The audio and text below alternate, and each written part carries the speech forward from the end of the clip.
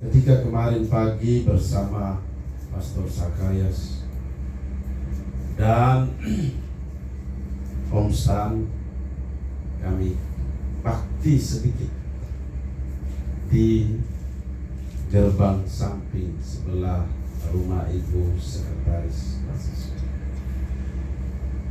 Dan Bapak Thomas sedang trapecak lewat lalu berteriak, "Bapak Pastor, sebenarnya Bapak Dewa, selamat."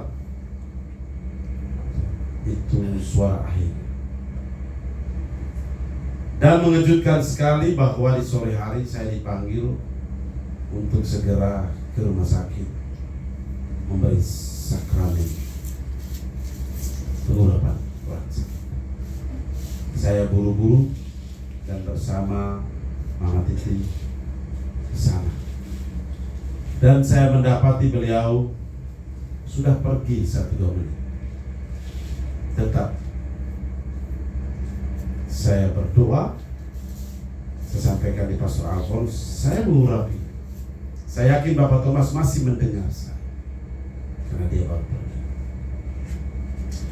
Reaksi saya spontan, orang pertama yang saya telepon adalah Bapak David Jawara. Yang kedua adalah adik Bapak Reni Wolo. Yang ketiga adik Efraim Morebeto.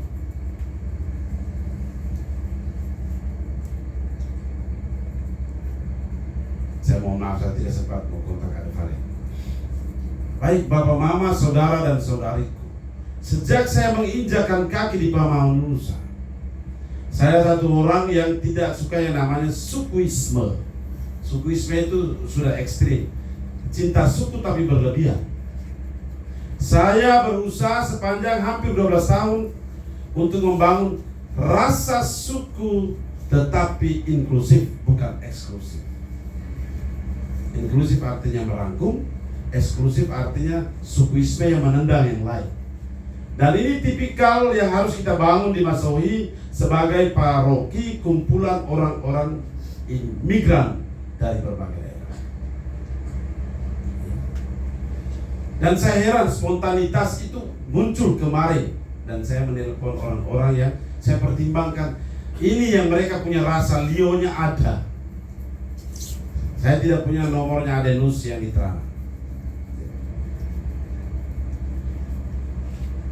Sedih, karena saya juga dengan Mama Nona, dengan Mama Titi, dengan Kakak Dewi, Kakak Dewa, ketemu speechless ya. Nanti mau ngomong apa nih? Bapak Dewa tadi masih suara beta loh, super gini. Baik, spontanitas menelepon ini saya bawa dalam refleksi saya sepanjang dari malam hari ini.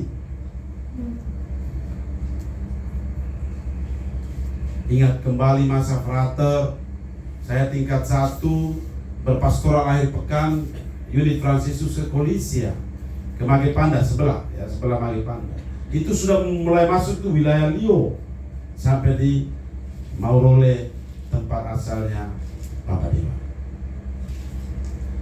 Saya mulai mengenang semua bagaimana keramahan ibu-ibu, bapak-bapak Lio Utara. Dan itu hanya satu yang saya temukan di sini. Kalau Bapak Dawa dari wilayah ND, dengan ada Efraim dari ND, tapi yang Lio, suku Lio adalah Bapak Dewa Utara. Baik Bapak dan Mama, saudara dan saudariku, sehingga saya dari awal minta izin. Malam ini kita merayakan kehidupan seorang misionaris awam yang mewartakan Kristus dalam cara yang sangat unik, dalam keterbatasan, dalam kesederhanaan. Entah cara pandangmu beda dengan saya, tapi saya coba menggiring kita sekalian untuk mari merayakan kehidupan. Makanya saya dengan sengaja selalu memakai stola kasula berwarna putih setiap kali kita misa yang kita namakan misa arwah. Memang ada pilihan, bisa putih, bisa warna ungu.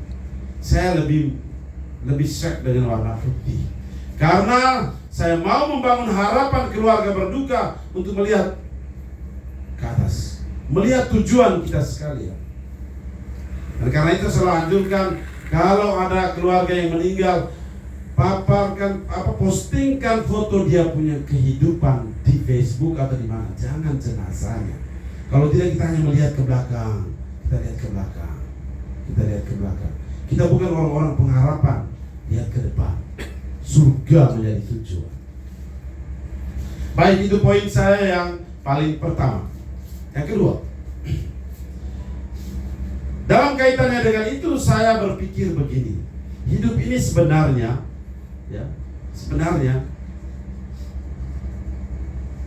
kumpulan dari hidup kita di dunia ini adalah kehadiran kita umat manusia yang sedang membangun kerajaan surga di atas bumi. Dan kalau kita kaitkan dengan bacaan pertama dan bacaan Injil, kerajaan itu adalah kerajaan kepedulian. Kerajaan apa? Kepedulian. Kerajaan kepedulian ini sebagai tiket untuk masuk ke dalam kerajaan yang abadi. Maka kita dengar tadi, hei, kami lihat kamu, Tuhan, kami lihat engkau lapar di mana, engkau telanjang di mana, kami kunjung engkau di mana, kami tidak lihat engkau. Tapi Yesus katakan, oh saya ada di dalam diri mereka yang lapar, mereka yang haus, mereka yang telanjang, mereka yang dipenjarakan, dan seterusnya. Nah, inilah kerajaan kepedulian.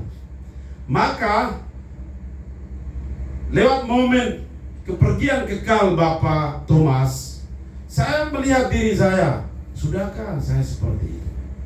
Apakah saya membangun suku secara inklusif yang saya bilang tadi, secara merangkul yang lain yang bukan namanya suku saya, atau saya membangun suku yang eksklusif yang menendang suku yang lain? Pertanyaan untuk saya sebagai misionaris SPD. Apakah kerajaan kepedulian itu bisa saya bangun? Saya tidak istilahnya menyangkal adat istiadat suku tempat saya berasal sambil membuka diri terhadap yang lain. Maka saya beralih ke poin yang ketiga.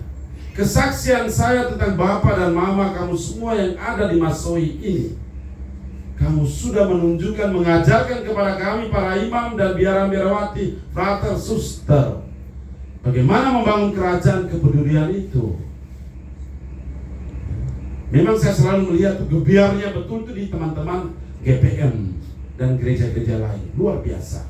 Dan tidak terlepas kita. Kita selalu saling peduli. Kita sedang membangun kerajaan kepedulian yang kita tunjukkan dalam muhabetkah, dalam kelompok satu hati aneka, wajahkah, dalam kelompok ini dan kelompok itu, kelompok Ain dan yang lain dari Ki Besar.